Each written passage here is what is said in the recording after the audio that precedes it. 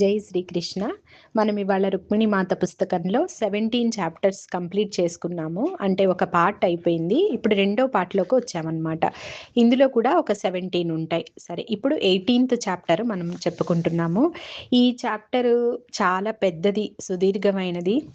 కొంచెం మనము ఓపిగ్గా వినాలన్నమాట. దీన్ని నేను 2 పార్ట్స్లో కానీ 3 పార్ట్స్లో కానీ చెప్పాలనుకుంటున్నాను.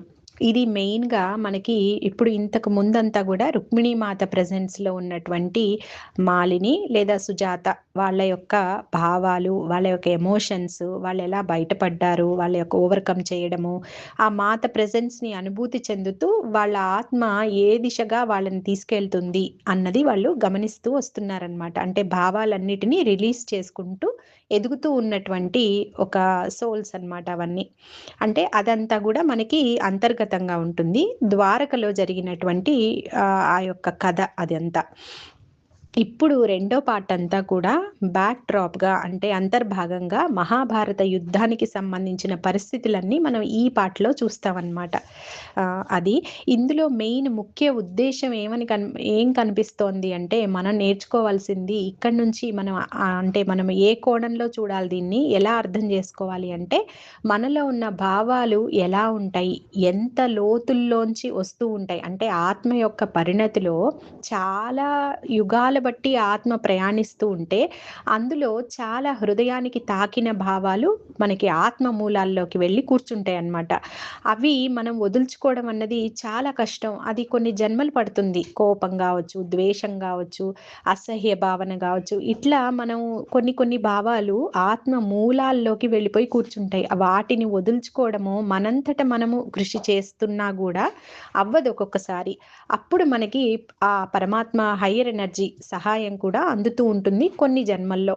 అప్పుడు మాత్రమే కొన్నిసార్లు మనం వాటి నుంచి బయటపడగలుగుతాం. ఎప్పుడైతే ఈ భావనలన్నిటినీ మనము వదులుచుకుంటూ ఉంటామో అప్పుడే మనము ఈ జనన మరణ చక్రం నుంచి మనము విముక్తి పొందగలం అన్నమాట.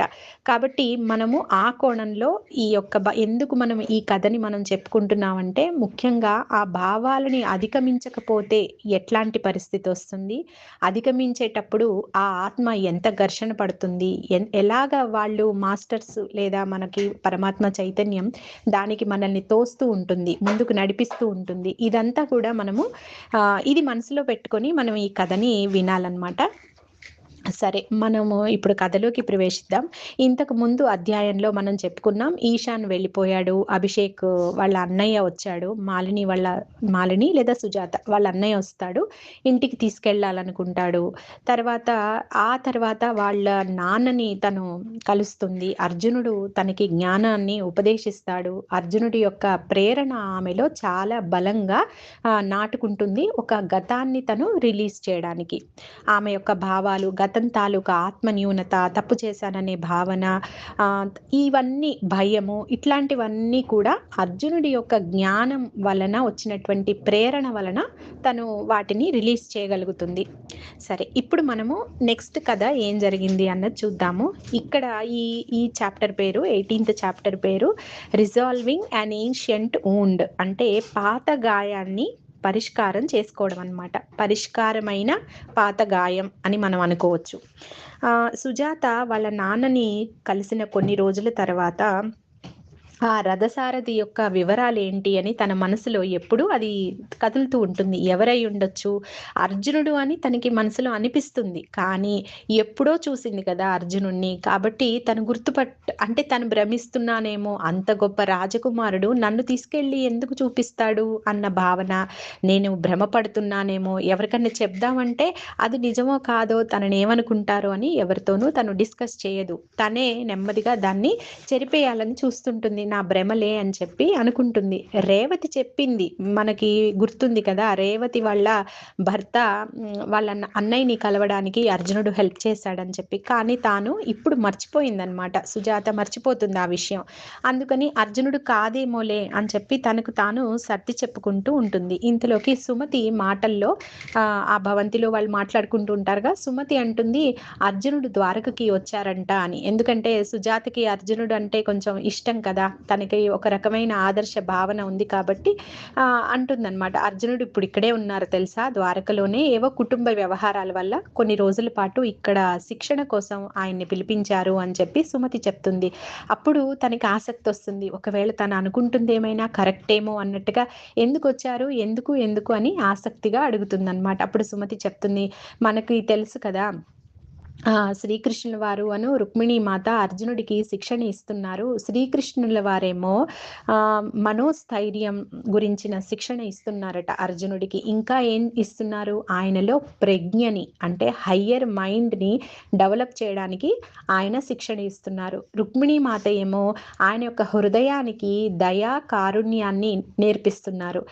ఈ రెండు వేర్వేరు దారులే అయినా, అంటే ఒకటేమో మనోస్థైర్యము, ఒక స్థిరత్వము, ఒక ప్రజ్ఞ, అలాంటివన్నీ నేర్పించడం ఒకవైపు, ఇంకొక వైపు మళ్ళీ దయా కారుణ్యం అంటే తల్లి తండ్రి అనుకోవచ్చు మనం ఒక రకంగా. అట్లా అంటే ఇక్కడ నాకు అనిపించింది, ఆత్మ తర్వాత మన మనస్సు, ఈ రెండు కూడా ట్రైనింగ్ అవుతూ ఉన్నాయన్నమాట. ఎందుకంటే ఆ రెండు చాలా ఇంపార్టెంట్ కాబట్టి, ఆధ్యాత్మికంగా మనము ఎదగాలి అని అనుకున్నప్పుడు ఆత్మస్థితి ఎంత ఇంపార్టెంటో దాన్ని మనము మనసు తర్వాత హృదయానికి తీసుకొస్తూ మన యాక్షన్స్లో అది చూపించడం కూడా అంతే ఇంపార్టెంట్. కాబట్టి ఈ రెండు కూడా చాలా ముఖ్యమైనవి. అలా శ్రీకృష్ణుల వారు రుక్మిణీ మాత అర్జునుడికి శిక్షణ ఇస్తున్నారు. అల్టిమేట్గా లక్ష్యం ఏంటి, ఆధ్యాత్మిక పురోగతి అన్నమాట అని చెప్తుంది సుజాతకి సుమతి. అయితే తన అనుకుంటుంది, అర్జునుడు క్షత్రియుడు కదా, ఆయనకి ఆధ్యాత్మిక ఉన్నతి, ఆధ్యాత్మికంగా వెళ్ళడం ఎందుకు, ఆయన ఏం బ్రాహ్మణుడు కాదు కదా అంటుంది తను. అంటే తనకు అంతే తెలుసు అప్పటికి. సరే సుమతి అంటుంది, అదేంటి ఆధ్యాత్మికత అన్నది ఓన్లీ బ్రాహ్మిన్స్కి అనుకుంటున్నావా నువ్వు అని చెప్పి ఇలా కోపంగా చూస్తుందన్నమాట. తనకి ఏదో నేను తప్పన్నానేమో అనుకుని తను టాపిక్ చేంజ్ చేసి మామూలుగా ఒక కుతూహలంతో అడుగుతుంది, నీకేమన్నా తెలుసా, నన్నెవరో ఆ రోజున తీసుకెళ్లారు కదా, ఆ రథసారథి నీకేమైనా తెలుసా అని చెప్పి సుమతిని అడుగుతుంది. లేదు, నాకు అంత ఐడియా లేదు, ఆ రోజు చీకటి పడిపోయింది, నేను వెళ్ళిపోయాను, నాకు తెలియదు ఎవరొచ్చారు అని చెప్పి సుమతి చెప్తుంది. సరే తనలో తానే దాని గురించి ఆలోచిస్తూ ఉంటుందన్నమాట. ఆలోచించిన తర్వాత తనకు ఒకటి మాత్రం అర్థమైంది, ఏంటంటే అర్జునుడిని కలవడం వలన, సరే అది అర్జునుడు కావచ్చు, తనకు అర్జునుడనే బలంగా ఉంది, అతని యొక్క ప్రభావం తన మీద చాలా ఉంది. ఆ రోజు అతను ఇచ్చినటువంటి జ్ఞానము ఎంత గొప్పది అంటే, తనకి ఇప్పుడు అభిషేక్ వచ్చి రమ్మన్నప్పుడు తనలో ఒక భయం వస్తుంది, అమ్మో బయట ప్రపంచానికి నేను వెళ్తే ఎలాగా, మహేందర్ ఏం చేస్తాడో, లేకపోతే నన్ను ఎవరైనా గుర్తుపడతారేమో, ఇట్లా అంటే ఈ సురక్షితమైన ప్లేస్ నుంచి బయటికి వెళ్ళడానికి తన మనసు ఒప్పుకోదన్నమాట.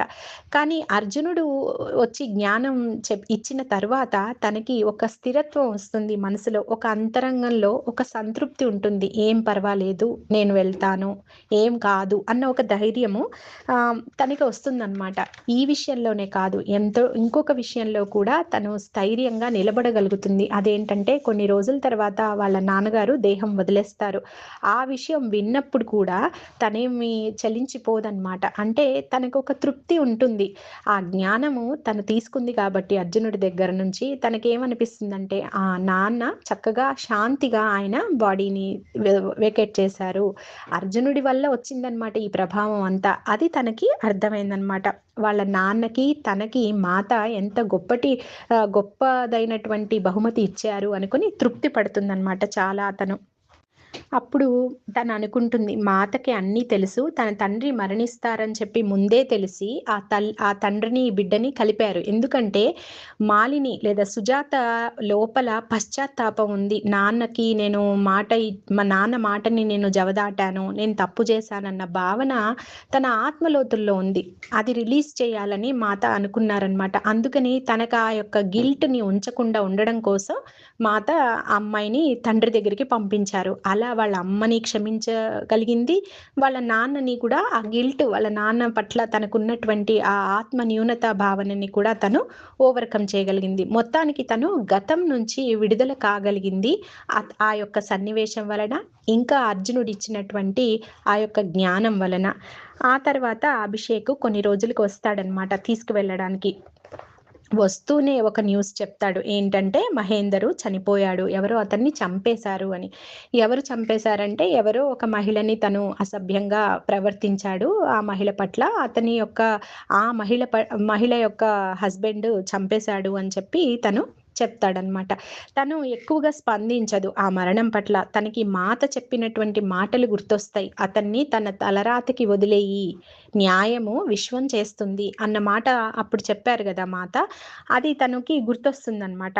అంటే ఇవన్నీ కూడా చూడండి, ఆ మహేందర్ చనిపోవడము, వాళ్ళ నాన్నతో ఆ యొక్క ధర్మాన్ని తను నిర్వర్తించడం, ఇవన్నీ కూడా అంటే చాలా సంఘటనలు ఒక్కొక్కటిగా చక్కగా ఒక క్రమ పద్ధతిలో జరుగుతూ ఆ అమ్మాయిని బాహ్య ప్రపంచంలోకి పంపిస్తున్నాయన్నమాట. ఇదంతా మాత యొక్క ప్రణాళికే అని తను గుర్తిస్తుంది.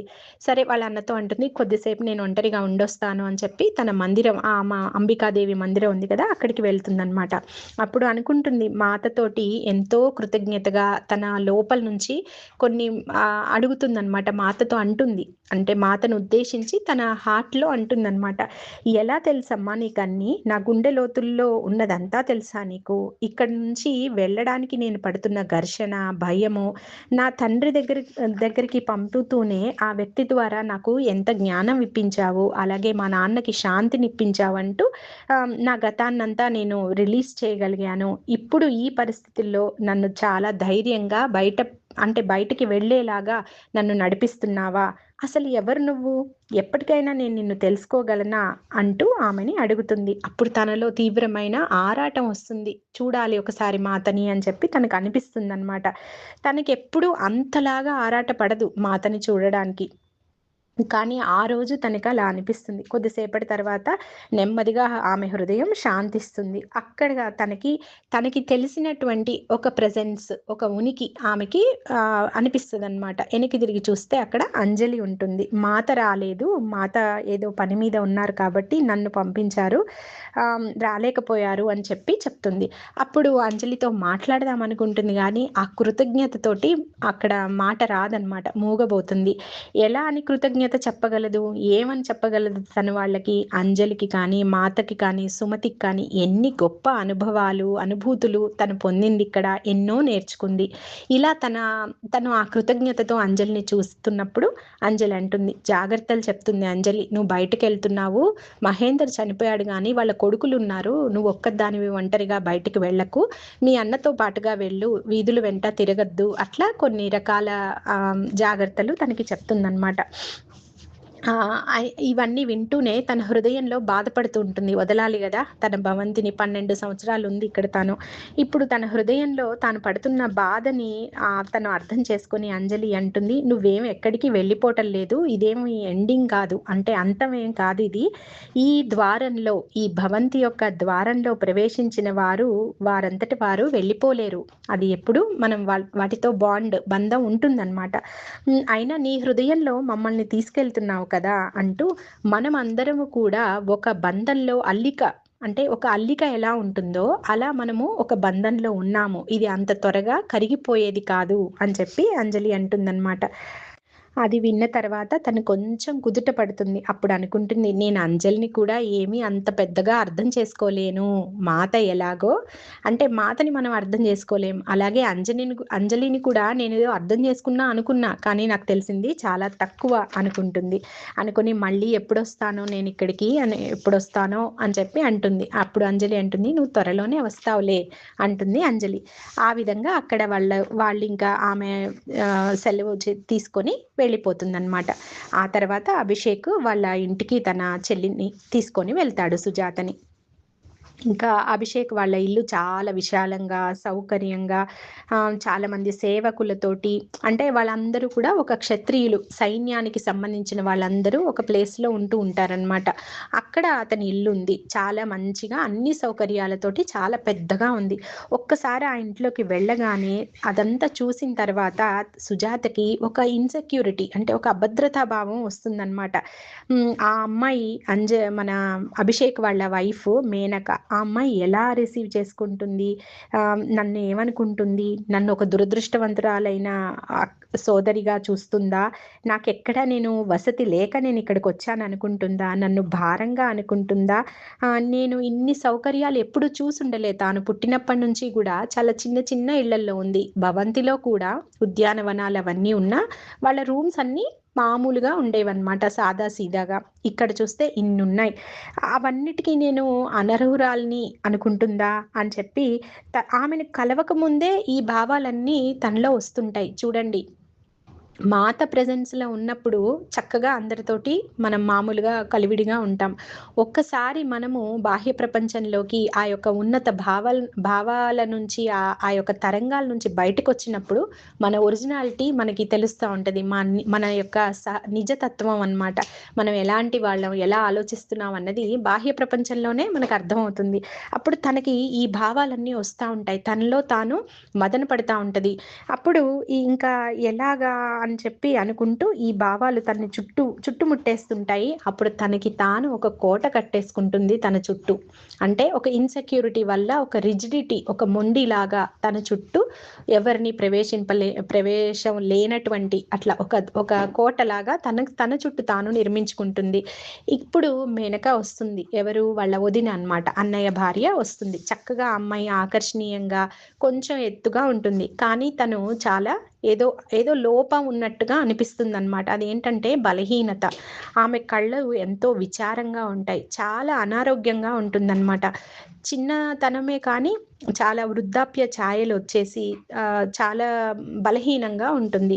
అప్పుడు తాను చక్కగా నవ్వుతూ, అలా ఉన్నా కూడా అమ్మాయి నవ్వుతూ ఎదురు వచ్చి కౌగిలించుకోబోతుంది. కానీ తాను చాలా కష్టపడి నవ్వుతుంది సుజాత. ఎందుకంటే తనని చూస్తూనే తన లోపల ఒక భావన వస్తుందన్నమాట. ఒక రిజెక్షన్, అంటే ఒక వ్యతిరేక భావన తనకొస్తుంది. తనని యాక్సెప్ట్ చేయలేదు. వాళ్ళ వదినని తను అంగీకరించలేకపోతుంది. ఎందుకో తెలీదు తనకది. చూడడంతోటే అట్లా ఉందన్నమాట. ఇంకా తనకి ఆ అమ్మాయేమో చాలా ప్రేమ పడుతూ ఒక పెద్ద రూము ఇస్తుందన్నమాట తనకి. చాలా గిఫ్ట్స్ పెడుతుంది ఆ రూమ్‌లో. చాలా బట్టలు పెడుతుంది కొత్త కొత్తవి. అన్నీ తనకేం కావాలో అవన్నీ ముందుగానే అరేంజ్ చేసి ఆ అమ్మాయి రూమ్‌లోకి పంపిస్తుంది సుజాతని. సుజాత అవన్నీ చూస్తుంది కానీ తనకి ఏ భావన కలగదనమాట. అంత ప్రేమ వస్తున్నా కూడా తను ఇటుపక్క నుంచి తను రిసీవ్ చేసుకోలేదు. అలా తర్వాత ఆ రాత్రికి ఎన్నో రకాల పిండి వంటలతోటి ఆ అమ్మాయి భోజనం పెడుతుంది. ఎన్నో రకాలు చేస్తుంది తన కోసం. తనకిష్టమైనవన్నీ చేసి పెడుతుంది. సుజాతకి ఇవన్నీ కొత్త. తను అక్కడ భవంతిలో చాలా సాధారణంగా మామూలు సాదా సీదా భోజనం తింటూ ఉంటుంది గదా! ఇక్కడ ఇన్ని రకాలు చూసేటప్పటికి ఒక పక్క ఇన్‌సెక్యూరిటీ, ఒక పక్క ఇదంతా ఏమైనా ఆహ్, నటన అన్న భావన కూడా కలుగుతుందనమాట తనకి. అందుకని ఆ అమ్మాయి మాట్లాడుతున్నా, అడుగుతున్నా గూడా ఏదో ఊరికే ముభావంగా మాట్లాడేస్తుంది. అంటే తను తన హృదయాన్ని మూసేసింది మేనకకి. తను ఇంక ప్రవేశించలేదనమాట తన హృదయంలోకి. అలా తను రిజిడ్ అయిపోతుంది. బాగా మొండి అయిపోతుందనమాట. ఎంత తాను స్నేహంగా ఉందామని వస్తున్నప్పుడల్లా తన లోపల వ్యతిరేకత వస్తా ఉంటుంది. ఈ సుజాత లోపల. అది తన చేతుల్లో ఉండదు. తనకు తెలియకుండానే ఆ అమ్మాయిని అవాయిడ్ చేస్తూ ఉంటుంది. ఇంకా తనకే అర్థం కావట్లేదు ఏం జరుగుతుంది అన్నది. ఇగ కొన్ని రోజులకి వీళ్ళ ఇంటి పక్కనే, వీళ్ళందరూ క్షత్రియులు కాబట్టి లక్కీ ఏంటంటే సుజాతకి వీళ్ళ ఇంటి పక్కనే అంబ వాళ్ళ ఇల్లు కూడా ఉంటుంది. ఈ అమ్మాయి సుజాత ఇంటికొచ్చిందని తెలిసి అంబ చూడటానికొస్తుందనమాట. ఎంతో సాదరంగా ఆహ్వానిస్తుంది అంబని కూడా మేనక. ఎందుకంటే తన వదినకి ఫ్రెండ్ అంటే తనకు కూడా ఫ్రెండే అని చెప్పి చాలా ప్రేమగా, అసలు అంటే కొత్త వాళ్ళన్న బెరుకు లేకుండా ఆ అమ్మాయిని కూడా రిసీవ్ చేసుకుంటుంది. తనకి ఈ ముగ్గురం కలిసి చక్కగా ఒక బంధంలో ఉండాలి అంటే తాను, ఈ సుజాత, అంబ ముగ్గురు కలిసి ఒక బంధంలో ఉండాలి అని చెప్పి తనకి బాగా బాగా ప్రగాఢంగా కోరుకుంటుందన్నమాట తాను. కానీ సుజాత మాత్రం తన ఫ్రెండ్‌ని ఆమెతో షేర్ చేసుకోవడం కూడా ఇష్టం ఉండదు ఆ స్నేహాన్ని. అంటే అంతలాగా తను ఆలోచిస్తోంది. కుంచితత్వంగా ఆలోచిస్తోందన్నమాట. అసూయతో నిండిపోతోంది. తను ఎవరు మేనక ఉంటే సుజాత తట్టుకోలేకపోతోందనమాట. అలా 2 సార్లు అంబొచ్చిన తర్వాత మూడోసారి అంబ ఇది గమనిస్తుంది. తన క్లోజ్ ఫ్రెండ్ గదా అంబ. కాబట్టి అంబ గమనించి, "ఏమైంది? నువ్వెందుకలా ప్రవర్తిస్తున్నావు?" అని చెప్పి అంటూ, "నీలో ఏదో మార్పు కనపడుతోంది. నువ్వెప్పుడు ఇలా లేవు. ఏమైంది నీకు? నీకు తెలుసా? నువ్వు చాలా అదృష్టవంతురాలివి. మేనక ఎంతో ఔదార్యంగా చక్కగా అన్నీ చేసి పెడుతోంది నీకు. నువ్వు నీ ఇంట్లో ఉన్నట్టుగా నువ్వు ఫీల్ అవ్వాలని తను తాపత్రయపడుతోంది. నువ్వెందుకని వ్యతిరేకిస్తున్నావు? ప్యాలెస్‌లో అంటే అక్కడ మన భవంతిలో ఎంతో మందికి నువ్వు హెల్ప్ చేస్తుండేదానివి. ఎంత చక్కగా చూసుకుండేదానివి. మరి అలాంటిది నీ సొంత అన్న భార్య విషయంలో ఏమైంది నీకు? అన్నని బాధిస్తున్నావు కదా! నీ ప్రవర్తనతో నీకు అర్థం కావడం లేదా? నువ్వేం చేస్తున్నావు? అంటూ కొంచెం గట్టిగా తన ఫ్రెండ్‌కి సుజాతకి చెప్తుంది. అప్పుడు అంబతోటి తనంటుంది, "నువ్వలా పరుషంగా నన్ను మాట్లాడకు. నాకేమవుతుందో నాకే అర్థం కావట్లేదు." ఆమె నా కోసం మేనక నా కోసం స్నేహంగా నా దగ్గరకొస్తున్నప్పుడల్లా నాకక్కడి నుంచి పరిగెత్తి వెళ్ళిపోవాలనిపిస్తుంది. ఆమెను చూసిన వెంటనే నేను లోపల ఒక రాయినయ్యాను. నాకు నేను బిగుసుకుపోయాను అని చెప్పి తన యొక్క ఫీలింగ్ అంబకి చెప్తుంది. అప్పుడు అంబ మాట్లాడే మాటలు చూడండి. అంటే ఈ విధంగా మన భావాల్ని మనం ఒకసారి సెల్ఫ్ అనాలిసిస్ అంటాం గదా! మన భావాలు ఎక్కడన్నా వస్తున్నప్పుడు ఎందుకిదొస్తోంది అంటూ మనం ఎప్పుడు ఆత్మ విచారణ చేసుకోవాలి. ఇక్కడ ఆత్మ విచారణ ఎంత ఇంపార్టెంట్ అన్నది మనకి ఈ కథ గూడా కథ వలన మనకి తెలుస్తోంది. ఇక్కడ చూడండి అంబ అడుగుతుందనమాట. "మీ అమ్మ మీద కోపం ఏమైనా ఇలా వస్తుందా?" అని చెప్పి తను అడుగుతుంది. అప్పుడు సుజాత అంటుంది, "లేదు లేదు. మా అమ్మని నేను క్షమించేశా కదా! అదేం లేదు" అని. మరి అప్పుడు అంబ అడుగుతుంది, "మరి వాళ్ళిద్దరి ప్రేమ ఏమన్నా అంటే అభిషేక్ మేనక ప్రేమగా ఉన్నప్పుడు నీకేమైనా అసూయలాగా ఏమైనా అనిపిస్తోందా?" అంటే, "లేదు. అతను నా అన్న కదా! అతను సంతోషంగా ఉండడం నాకు కావాలి. నాకలాంటి ఆలోచన లేదు" అంటుంది. మరి అంబ అంటుంది, "ఒకవేళ నీకు ఉద్ధవ్ లేడని, నీకలాంటి బంధం లేదని ఏమైనా కోపంగా ఉందా?" అంటుంది. "అట్లాంటిది ఏదీ కాదు" అని. "అయితే నీకు అర్థం కావట్లేదు ఆ భావన ఏంటి అన్నది, ఎందుకొస్తుంది అన్నది. అలాంటప్పుడు నువ్వు మాత సహాయం అడుగు. ఇంక అల్టిమేట్‌గా మనం ఏం చేయగలం? మన చేతుల్లో లేని వాటికి మాత సహాయం అడుగు. నిన్ను నువ్వు శుభ్రం చేసుకో. అప్పుడే నువ్విక్కడ ఉండాలి కదా మరి. అందుకని నువ్వు ఉండగలగాలంటే ముందు నిన్ను నువ్వు, నీ మైండ్‌ని నువ్వు క్లెన్స్ చేసుకో. నీ అన్నకు అన్యాయం చేస్తావా ఏంటి? ఇంట్లో ఒక సామరస్య వాతావరణాన్ని పాడు చేస్తున్న దానివవుతున్నావు చూసుకో" అని చెప్పి తన ఫ్రెండ్‌కి తను సలహా ఇస్తుంది. అప్పుడు సుజాత అంటుంది, "ఏంటి నువ్వు అంతా నాదే తప్పని నా మీదే వేస్తున్నావేంటి? అయినా ఇంత చిన్న విషయానికి మాత సహాయం నేనెలా అడగను?" అంటుంది. అప్పుడు అంబ అంటుంది, "సుజాత, నువ్వు భవంతిలో 12 సంవత్సరాలున్నావు. ఎప్పుడూ మాతని హెల్ప్ అడగలేదా? అడగలేదా?" అంటుంది. అప్పుడు సుజాత నిజంగానే అడగలేదెప్పుడు. అడగలేదు అంటుంది. అప్పుడు అంబ చాలా విచిత్రంగా చూస్తూ కామ్‌గా ఇలా అంటుంది, "నాకైతే ఏ ఒక్కరోజు మాత కానీ, కృష్ణుల వారి సహాయం లేకుండా గడవలేదు. ఏ ఒక్కరోజు కూడా వాళ్ళ సహాయం లేకుండా నాకు గడవలేదనుకుంటాను. వారిరువురు ఒక్కటే నాకు. నాకు కుటుంబంలో ఇంత గొడవలు, చికాకులు ఉన్నా నేను తట్టుకుంటున్నాను అంటే కేవలం వారిచ్చినటువంటి లోపలి ఆత్మశక్తి కాక ఇంకేంటనుకుంటున్నావు?" అంటూ అంబ చెప్తుంది. అప్పుడు సుజాత అంటుంది, "ఈ చిన్న విషయం కదా! వాళ్ళకెలా చెప్పి ఇబ్బంది పెట్టను? అంటే మాతకెలా విన్నవించను?" అంటుంది. అప్పుడు అంబ అంటుంది, "నువ్విలా అంటున్నావంటే ఇంకా మాతని నువ్వు అర్థం చేసుకోలేదనే అర్థం" అంటుంది. అప్పుడు సుజాత అలా చూస్తుందనమాట ఏంటి అన్నట్టు. అంబ అంటుంది, "ఆమె ఇక్కడ ఉన్నదే మన బాధల నుంచి మనం బయటపడటానికి, ఆహ్, సహాయం చేయడానికి. లేకపోతే ఆమె ఇక్కడ ఎందుకు జన్మ తీసుకుందనుకుంటావు?" అని చెప్పి మాత గురించి చెప్తుందనమాట. ఒకవేళ నీకు ఆమె యొక్క నిజతత్వం, ఆమె ఆంతర్యం నీకు తెలియకపోయినా, ఆమె ప్రపంచానికి ఏం చేస్తుందో తెలుసు కదా! ఎంత హెల్ప్ చేస్తుందో నీకు తెలుసు కదా! నువ్వు కూడా విదర్భ నుంచి వచ్చిన దానివే. మీ రాజకుమారి ఆవిడ. ఆవిడ విదర్భ రాజకుమారి. ఎప్పుడన్నా సింహాసనం మీదనే ఉండి పాలిస్తోందా? లేకపోతే వీధుల వెంట, గల్లీల వెంట, అంగళ్ళ వెంట, అవసరం ఉన్నవారి వెంట ఉంటోందా? నువ్వు ఆలోచించు. ఆమెని పూర్తిగా నువ్వు ఆశ్రయించకపోయినా, అంటే శరణుజొచ్చకపోయినా, కనీసం ఆమె వైపు తిరుగు ఒకసారి. ఆమె వైపు తిరిగి అడుగు ఏం జరుగుతోందో అని అంబ సూచిస్తుందనమాట. నువ్వు మేనకతో శాంతంగా ఉండడానికి ప్రయత్నం చెయ్యి. నీ హృదయాన్ని నువ్వు ఓపెన్ చెయ్యి తన కోసం. నువ్వు ఇక్కడ ఉండగలవు అప్పుడే. లేకపోతే నువ్వు ఎక్కడుంటావు? ఇలా నువ్వు ప్రవర్తిస్తే నువ్వు ఏమైనా ఎక్కడుండాలనుకుంటున్నావు? ఇక్కడ ఉండవా? అని చెప్పి తను అడుగుతుంది. అప్పుడు తను చాలా మొండిగా, "సుజాత, నేనుండను. మళ్ళీ నేను భవంతికి వెళ్ళిపోతాను. అని చెప్పి అంటుంది. అప్పుడు అంబ అంటుంది, వెళ్ళగలవా? నిజంగానా?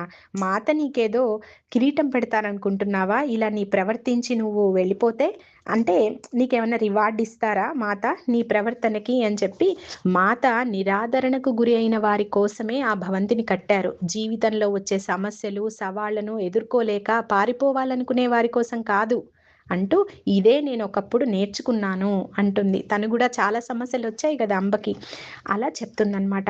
ఇక సుజాతకి ఈ మాటలు చాలా గుండె లోతుల్లో చాలా బాధని నింపేశాయి. చాలా కష్టం అనిపించిందనమాట. కానీ ఎంత మొండిదంటే మాతకి మాత్రం తను చెప్పుకోలేదు. కళ్ళు మూసుకుని మాతతో మాత్రం చెప్పలేదన్నమాట. ఆమెకి ఏదో అడ్డొస్తోంది, చెప్పలేకపోయింది. ఇంకా ఆ రాత్రి మేనక ప్రవర్తనలో ఏమైనా లోపాలున్నాయా అంటూ ఎతుకుతుంది. ఇంకా ఎతుకుతోందనమాట మేనక ప్రవర్తన. ఎక్కడా ఒక లోపం కూడా తనకు కనిపించదు. అప్పుడు ఎప్పుడూ తను ఓర్పుగా, అణకువగా, ప్రేమగా ఉంటూనే ఉంటుంది మేనక. కానీ ఈ గుణమే తనలో ఎందుకో చికాకు కలిగిస్తోంది. అంటే ఆమెలో ఎక్కువ రెసిస్టెన్స్ వచ్చేస్తోంది. ఆమె ఎంత శాంతంగా ఉంటోందో ఈమె అంత వ్యతిరేకిస్తోందనమాట. మేనక తనకి బాలేనప్పుడు అంబ రావడము, సహాయం చేయడము, వారిద్దరూ చక్కగా అక్కా చెల్లెల్లాగా ఉండడము సుజాత చూస్తుంది. తనకి తన నేచర్ అంటే మేనక చేసేదంతా కూడా నటన అనిపిస్తుందన్నమాట సుజాతకి. తను ఇంకా అక్కడ ఉండలేననే ఒక మానసిక స్థితికి తను వస్తుంది. ఈ టైంలోనే ఒకరోజు వాళ్ళ అన్న పిలుస్తాడు సుజాతని. పిలిచి వాళ్ళ చెల్లితోటి మాట్లాడటానికి వెనక తోట పెరట్లోకి రమ్మంటారు. వాళ్ళిద్దరు కూర్చుంటారు. అప్పుడు వాళ్ళ అన్న అడుగుతాడు, నువ్వు ఇక్కడ సంతోషంగా ఉన్నావా అని. అప్పుడు వాళ్ళ అన్న మీద చెయ్యేసి, హా అన్నయ్య, నువ్వు మళ్ళీ కలిసినందుకు చాలా సంతోషంగా ఉన్నాను అంటూ తను చెప్తుందనమాట. అది కొంచెం ఇబ్బంది అయిన సందర్భం ఇద్దరికి. అంటే అప్పుడు అతను అంటాడనమాట, వాళ్ళ అన్నయ్య చెప్తాడు, నాకు తెలుసు ఈ నీ పరిస్థితి. నేను మేనకకి చెప్పాను, నువ్వు తను కొద్దిగా ఓపిక పట్టు, మా చెల్లిలో కొంత అంటే ఆమెకి టైం పడుతుంది కదా, సుజాతకి కొంత టైం పడుతుంది నీతో అడ్జస్ట్ అవ్వడానికి. బాహ్య ప్రపంచంలో తాను ఎప్పుడూ లేదు. అంటే తను ఒంటరిగా భవంతిలో ఉంది, కానీ ఇట్లా ఒక బంధంలో లేదు కదా, కాబట్టి తనకు కొంచెం టైం పడుతుంది. నువ్వు ఓపిక పట్టు, తన స్నేహం కోసం అంతలా ఆరాటపడకు, కొంచెం ఓపిక పట్టు అని చెప్పాను. కానీ నీకు ఒక అక్కలా ఉండాలని తాను తొందరపడుతోంది. ఆమెకు ఎవరూ లేరు, నీకు తెలుసు కదా, అక్కలు కూడా లేరు, సోదరి ఎవరు లేరు మేనకకి. ఇంకా అనారోగ్యం తనకి ఎప్పుడు ఉంటుంది కాబట్టి బయటకు వెళ్ళలేదు. తనకి స్నేహితులు కూడా ఎవరూ లేరు కాబట్టి నీ స్నేహం తొందరగా తీసుకోవాలని తను ఆరాటపడుతోంది అని వాళ్ళ అన్న వాళ్ళ చెల్లితో చెప్తాడు. అప్పుడు సుజాత అంటుంది, నా గురించి ఏమైనా కంప్లైంట్ చేస్తోందా అని అడుగుతోంది. అడిగితే లేదు లేదు, తను ఎప్పుడూ అలా చెయ్యదు, తనకి నువ్వంటే చాలా అభిమానం అని చెప్తాడు. అప్పుడు సుజాత అంటుంది, ఎందుకు అంత అభిమానం అని అడుగుతుంది. అప్పుడు వాళ్ళ అన్న అంటాడు, నీలో ఎంతో మనోధైర్యం ఉందని, ఎన్ని సవాళ్ళని ఎదుర్కొని నిలబడ్డావు, ఎంత కోల్పోయినా నువ్వు తట్టుకుని నిలబడ్డావని మేనకకి అలా అభిమానం ఉంది నీ మీద అంటూ, మేనకకి ఎంతో జ్ఞానం ఉంది, నువ్వు తెలుసుకుంటావు అని అనుకుంటున్నా. మీరిద్దరూ నా జీవితంలో ఎంతో ముఖ్యమైన వారు, మీ ఇద్దరు అన్యోన్యంగా ఉంటే బాగుంటుంది. నేను దీనికోసం నిన్నేమి ఒత్తిడికి గురి చెయ్యను, నీకు సమయం కావాలని నాకు తెలుసు అంటాడు వాళ్ళ అన్నయ్య. అప్పుడు సుజాత అంటుంది, నాకు కొంత సమయం కావాలి, ఆ తర్వాత అన్నీ సర్దుకుంటాయిలే అన్నయ్య అని చెప్పి తను అంటుందన్నమాట.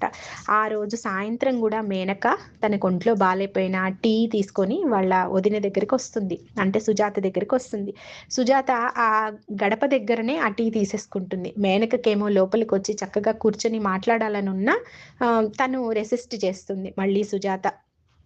సరే, మేనకకు అర్థమవుతుంది, ఒక నిమిషం ఆగుతుంది, ఇంకా నేను వెళ్తున్నాను, నాకు ఒంట్లో బాలేదు, పడుకుంటున్నాను అని చెప్పేసి వెళ్ళిపోతుంది. అక్కడ కూడా మేనక పాపం డిసప్పాయింట్ అయిందనమాట. అంటే తను లోపలికి రాలేకపోయినందుకు బాధపడుతూ అలా వెళ్ళిపోతుందన్నమాట. కొన్ని రోజుల తర్వాత అంబ మళ్ళీ వస్తుంది ఒక రోజున. ఇంకా మేనకతోటి మాట్లాడుతూ ఉంటుంది. ఏమని అంటే, నువ్వు తన మూడ్ గురించి నువ్వు ఆలోచించకు, నువ్వు సుజాత యొక్క మనసుని, తన యొక్క ప్రవర్తనని పట్టించుకోకు, నీ ఆరోగ్యం పాడైపోతోంది ఇప్పటికే, నువ్వు చాలా జాగ్రత్తగా ఉండాలి, నీ ఆరోగ్యం మీద శ్రద్ధ పెట్టు, నువ్వు కలతపడవకు అని చెప్పి అంబ మేనకకి చెప్పడం సుజాత వింటుందన్నమాట. అప్పుడు సుజాతని చూసి కూడా పలకరించకుండా తను వెళ్ళిపోతుంది అంబ.